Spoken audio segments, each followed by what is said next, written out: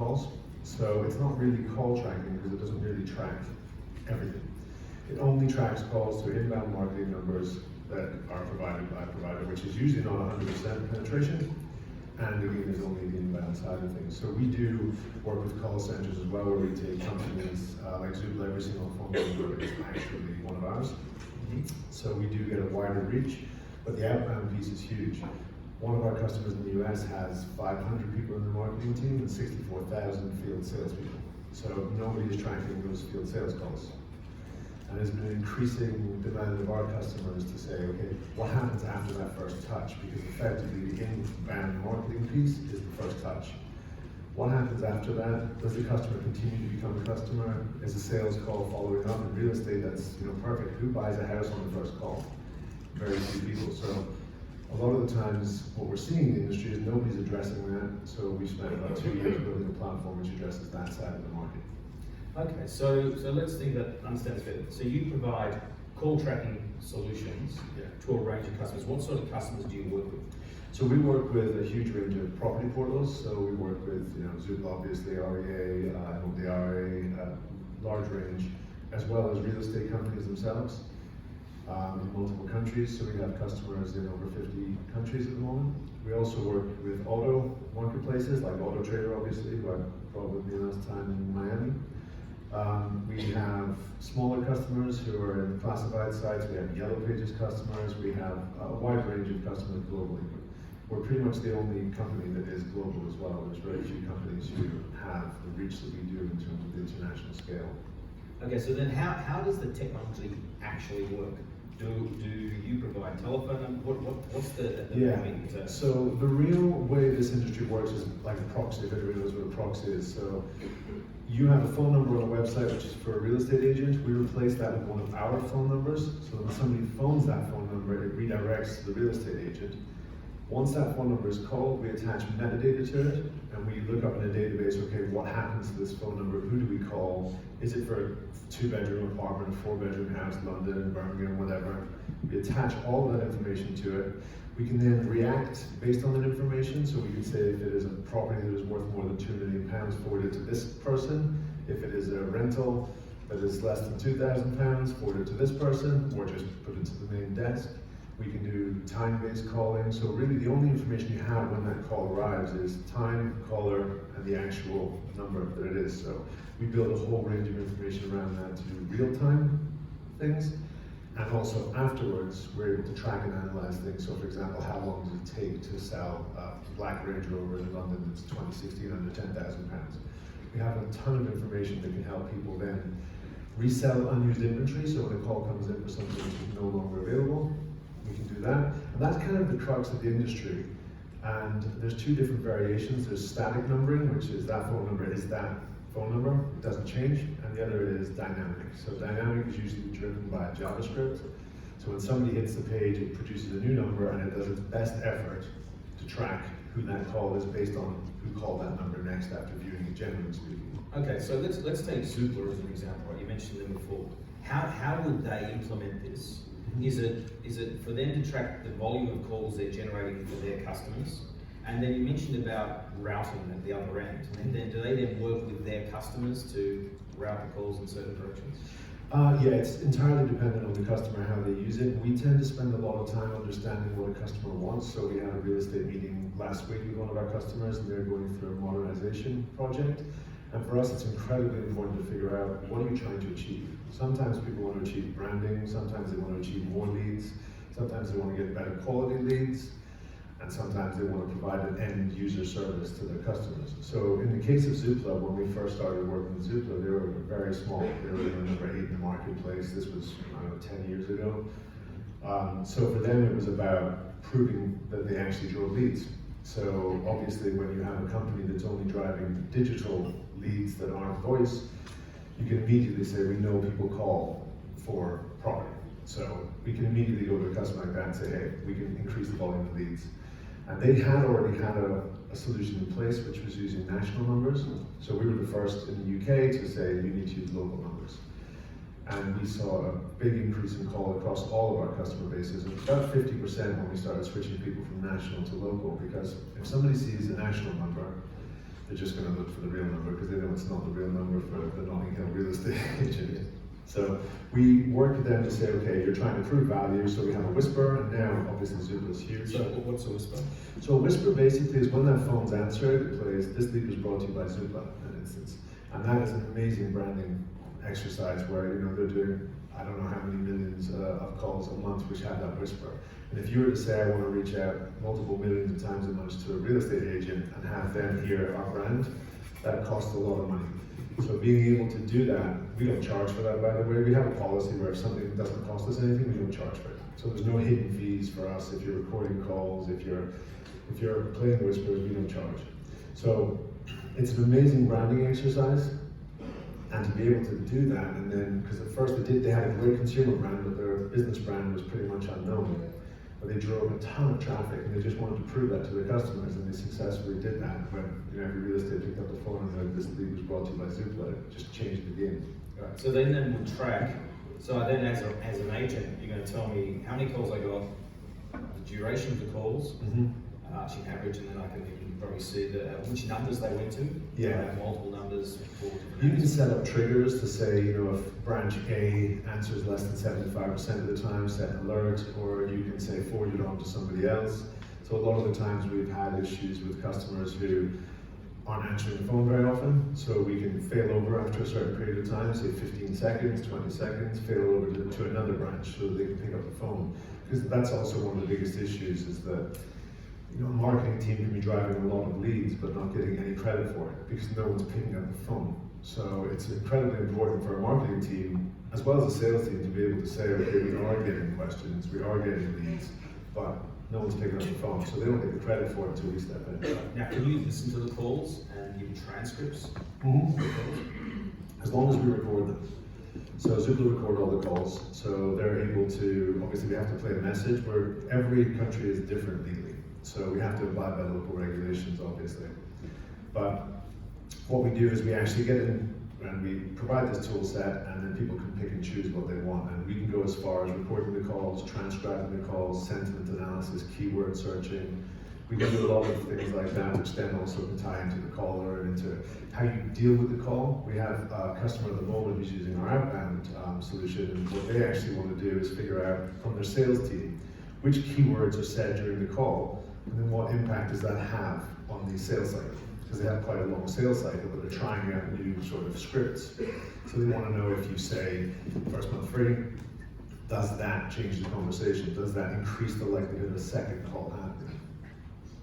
Okay, so and then I assume then you can provide an analysis of the transcripts of all these calls to allow both the agent to understand the types of leads they're getting, and also to allow Zoopla in this instance to understand the types of leads they're generating.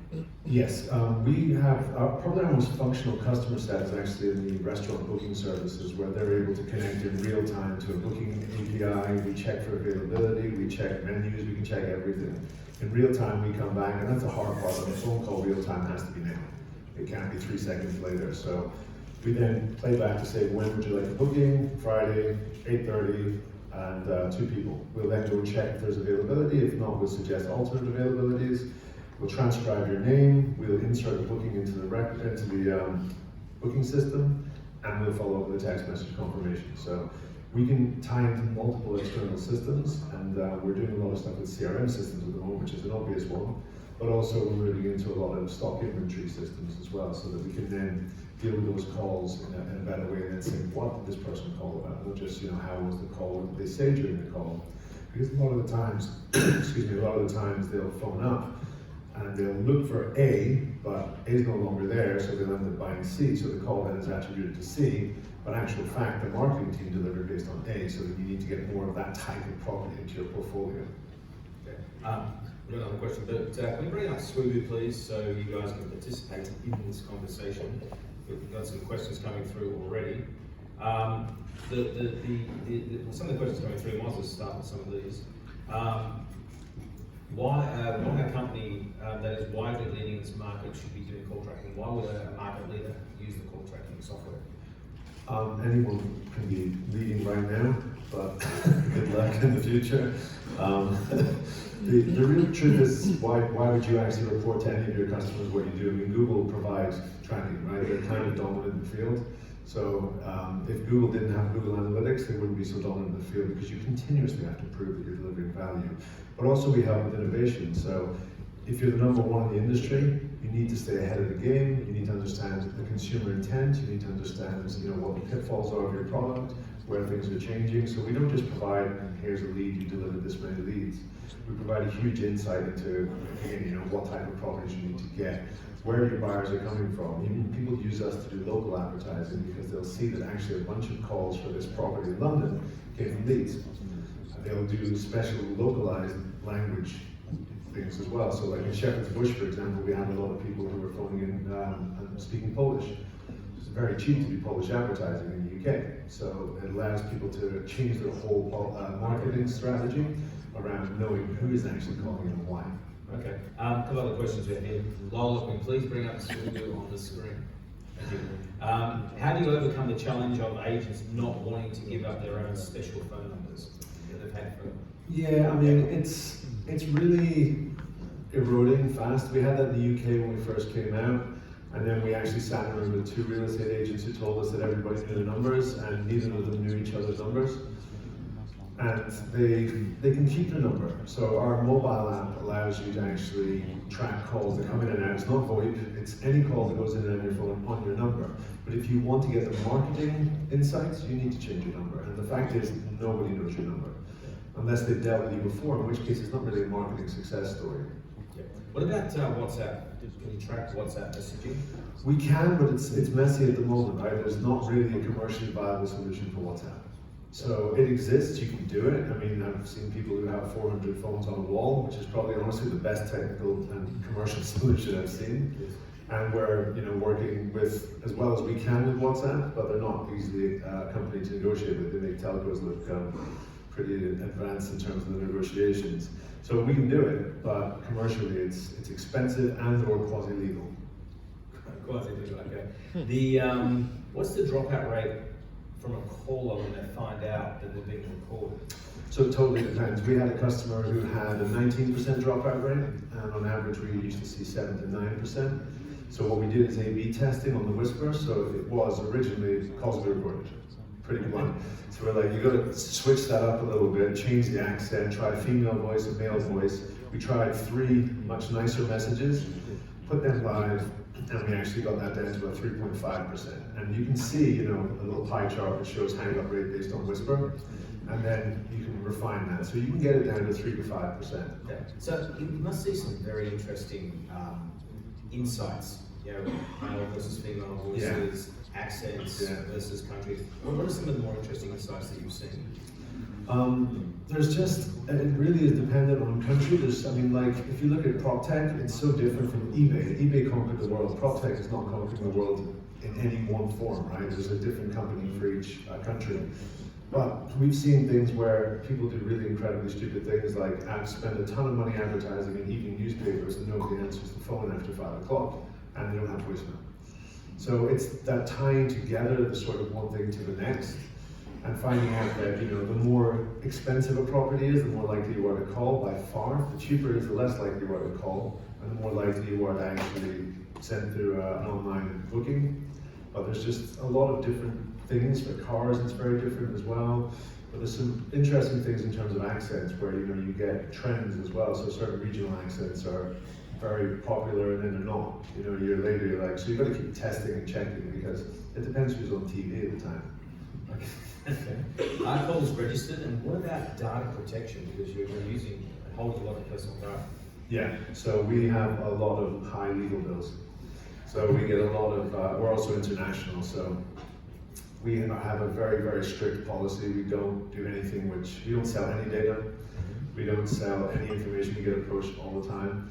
And our customers effectively control that data. But we're a tier 1 telco in multiple countries as well. So we have customers like British Telecom. So they continuously harass us to make sure that we're above board. We've never ever had any issue. The founding team is from very big tech. So I used to build ISP backbones. So we're not really shy of being able to deal with things like security. And because we actually don't do anything, we always err on the side of caution. we can sleep well at night knowing that we unfortunately have very high legal bills, but other than that, we do. Yeah, one of our original investors is Colin Long, who used to be known as grandfather of telecoms. He actually retired last week, so congrats, Colin. But he obviously keeps us pretty straight on things like that as the forefather of telecoms law in the UK. How long, in seconds roughly, does it take to transfer a call to an agent's phone? So it depends, basically. It depends on the network. So I've had these debates with people who will promise a 2-second connection, but oftentimes they'll sit in the same room, and it's a test to do because you don't realize until you do it. You can be on the same network and call each other, and it can take up to 8 seconds. Nothing to do with us, the mobile network itself. It has to bounce off multiple towers. So people have this misconception that if I phone you now, the phone will ring. Usually about 8 seconds. Okay. So we add to that, it can take 4 to 8 seconds. That's pretty healthy. Yes. And if you go to a carrier and say, hey, it took 8 seconds, they'll laugh at you and say, well, that was good. And that's why I guess the whisper gives you, buys you some time in that process. Yeah, the whisper also is engaging, so it's kind of, as long as it's, we had a customer who put a 1 minute and 30-second whisper up. And sorry, 1 minute and 30 seconds. We're like, no, 3 seconds is what we're aiming for. Everybody thinks that everyone wants to hear their, their brand story and their specials, but in honest, they don't really. They just want to get through to the person they want to speak to. Now, do you offer different phone numbers for each marketing channel? Yes, so we offer, we have millions and millions of phone numbers. So we again want to figure out what you're tracking. If you're tracking the user journey, if you're tracking the marketing channel, if you're tracking the actual the transaction itself. But if you're trying to get accurate on your marketing channel, there's only one way to do that, and that's with static numbers. People will tell you the dynamic numbering is great. It is the only solution if you're trying to track a user journey. But it's guesswork, as best as you can get it. There's obviously a lot of science behind it.